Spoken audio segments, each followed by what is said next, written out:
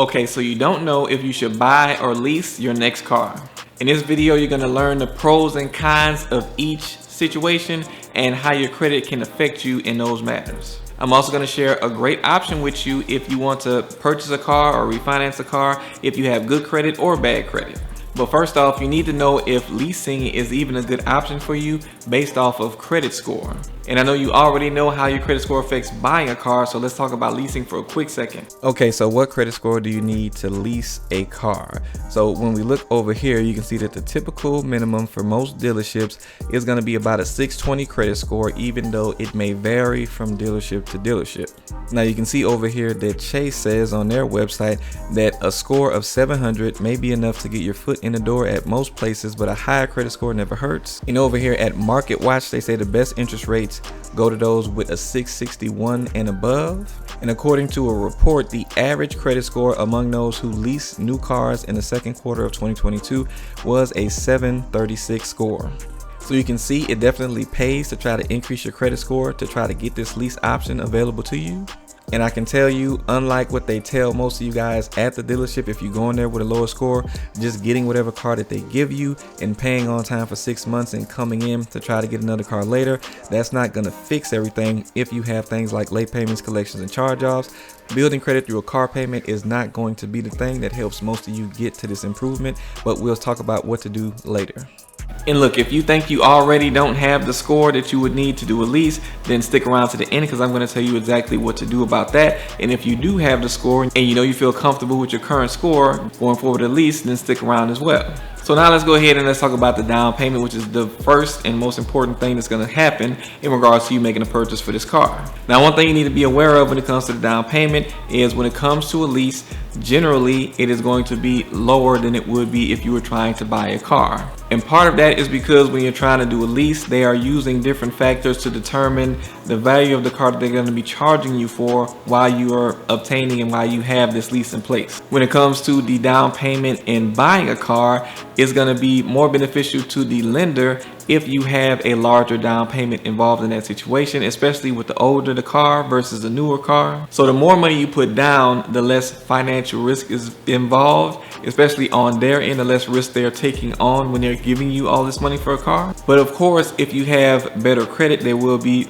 options for lower amounts that you can pay as far as down payment goes. But still, even if they give you a lower down payment option, if you are to pay more than what they require, then it will significantly help you, of course, lower your principal amount that you would owe for the loan, which can also help you to lower the interest rate because you're lowering the risk factors to the lender. So all of that does play a part as well. But generally, the leases are going to have lower down payments without having to take all those factors into consideration. So basically, in a situation where you have X credit score, your option for leasing will still usually have a lower down payment than the buying option.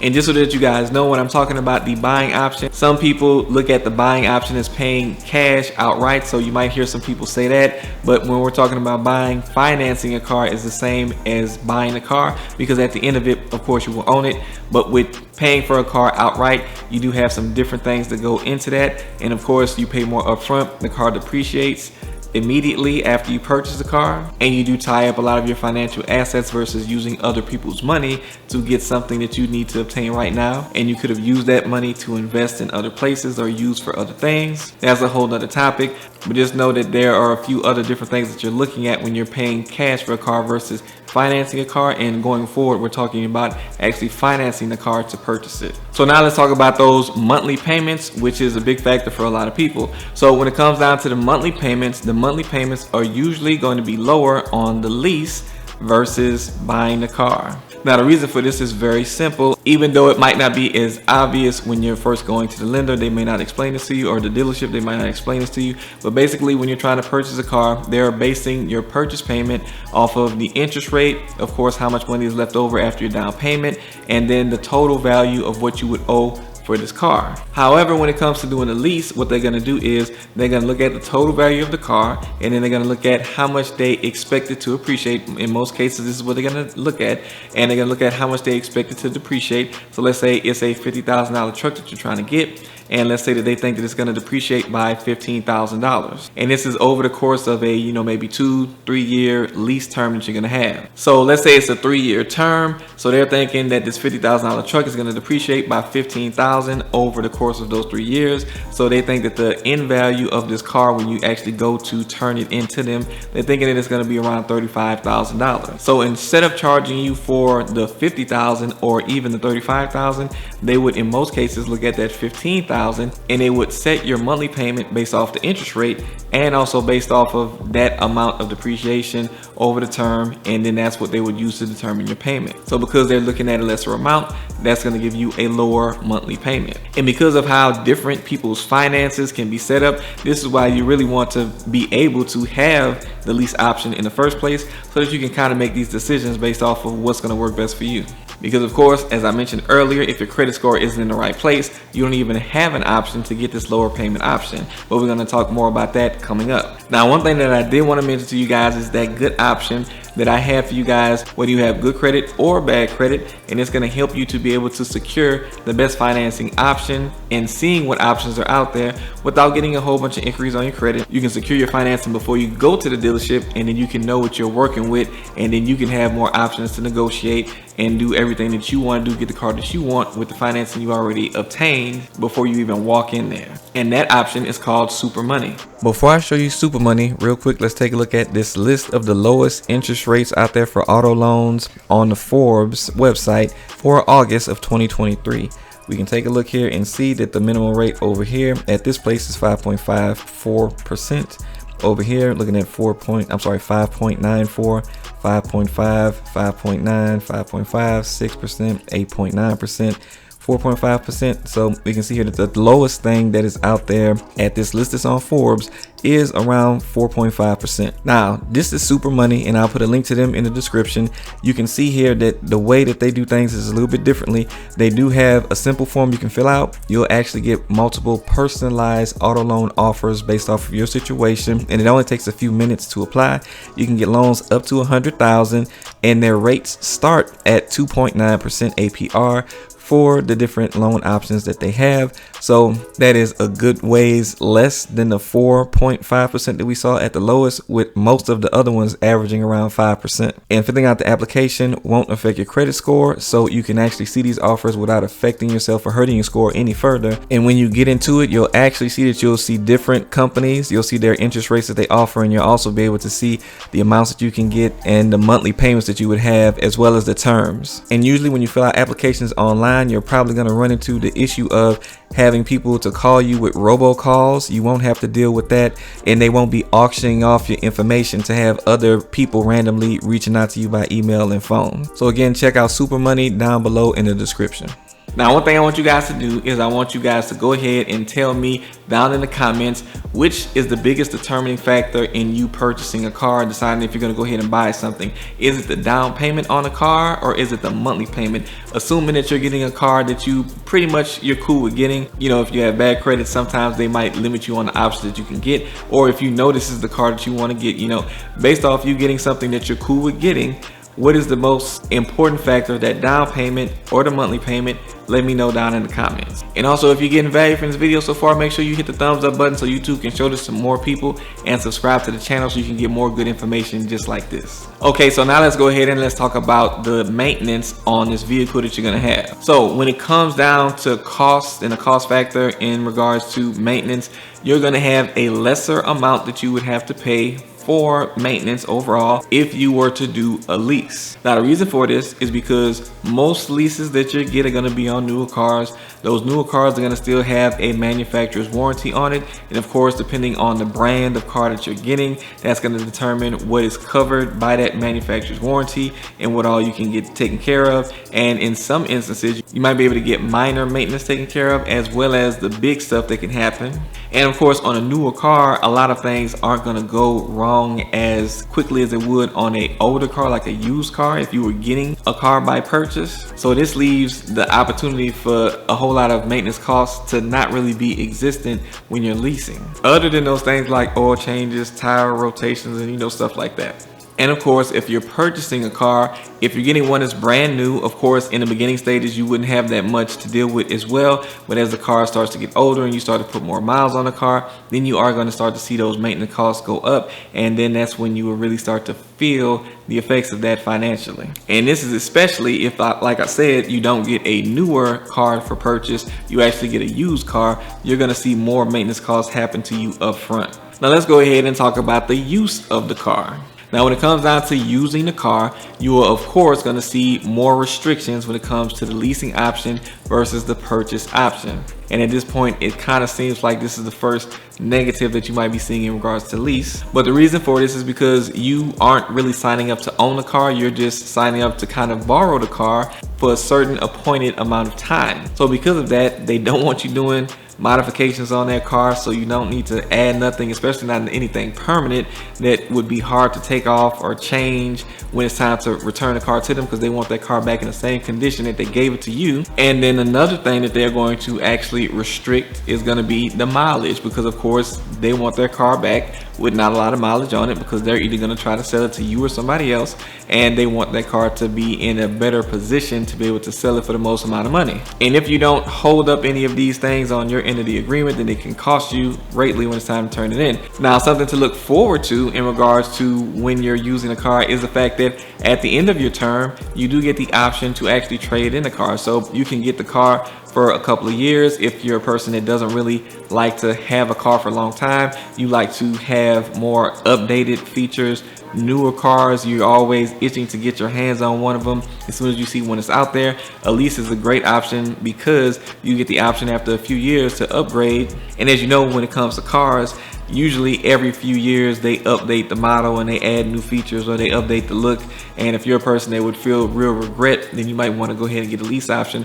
But of course, if you're a person that doesn't really care about having the newest stuff, you want to be good with what you have and you're cool with having what you have, then a buying option is going to be much more beneficial to you, especially because you can modify the car however you want to, because it's actually yours and you're going to own it. And if you drive the car a lot like me, I have a family of 6, and with us, we travel sometimes, and we have a boatload of people in the car with us, so it makes more sense to have something that's going to let us have more miles without restriction. So basically, for those families that travel a lot or people that travel a lot, maybe for work or for your business, then it's going to be more beneficial to you to not have those restrictions and have those extra fees that come with having a mileage restrictions on your car. Now, of course, after everything that we've already spoken about, the next thing that's going to happen is the term of the car is going to end up coming up, and then you're going to have to decide what you're going to do. Now, if you are a person that decided to actually purchase the car, of course, you end up having a car with no more payments, which is going to be beneficial to you because now you own the car and you pretty much aren't making any payments on it other than the regular stuff that you already have to pay, like insurance and certain state registration fees and stuff like that. But when it comes down to leasing the car, at this point in time, if you want to continue to lease that car, you would have to either purchase it or you could possibly do a lease on another car, which means that there will constantly be new costs involved. And then of course, if you have went over your mileage, or if you have made any modifications to the car, or if you had any maintenance done on the car that was not acceptable to the people that you leased from, and they want you to go and get those repairs done over on the vehicle, then that's extra cost that you might have to come out of pocket for. So when turning in that car from a lease, you're possibly going to have some things that you might have to pay. So you got a lot of benefits up front in getting the lease, but depending on how you use the car, you might have more costs. But if you're in a good situation, you did everything like you're supposed to do, then you could potentially buy the car at the depreciated value, and hopefully the depreciated value is in line with what the car's value is actually at that time. But other than that, you can also get a new lease and you can also upgrade to something new. But of course, that just means continued payments on the car. And now, for those of you that were having issues with your credit, I'm going to tell you what to do now. But when it comes down to the whole option versus leasing versus buying, it's really going to come down to what it is that you value the most, how you really live your life, and how you would be using the vehicle.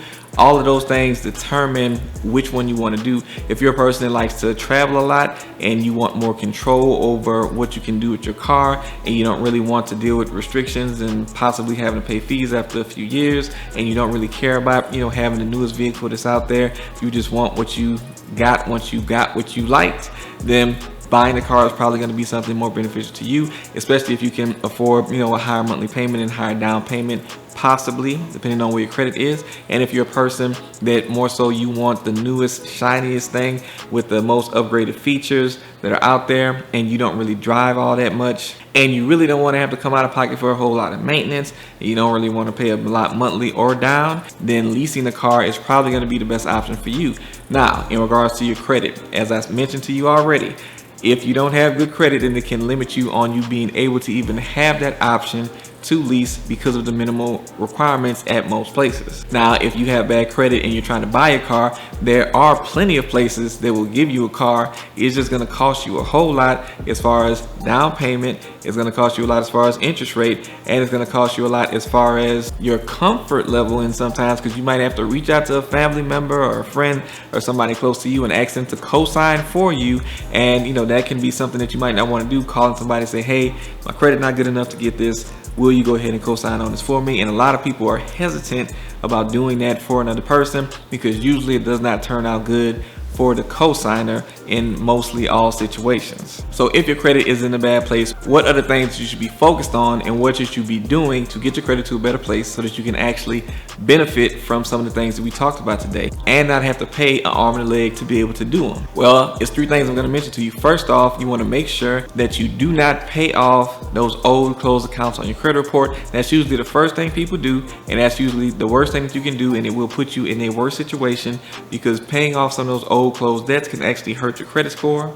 I know your grandma, your uncle Leroy, and everybody else told you to go ahead and pay your stuff. You should pay your debts, and you should pay your debts. However, they will have a negative effect on your credit score depending on what type of account you pay. Another thing that you need to be focused on is, despite those negative accounts that might be on your credit, which you do have to deal with, you also want to start building credit. By not having credit cards, which is something that a lot of people avoid because they've heard bad things about them, have had bad experiences in the past from mismanaging them, you don't know that credit cards actually give people the biggest boost that I've ever seen on credit reports. I'm talking about anywhere from 90 to 120 points on a person's credit score just from using a credit card in the right way. And in connection with all of this, you also have to dispute those items that are hurting your credit score, because there are all type of opportunities out there for things to be removed off your credit, even if an item is yours. And this is based off of laws that I'm talking about that are out there. So checking out your credit report, seeing what's hurting your credit, from collections to charge-offs to late payments and all of that,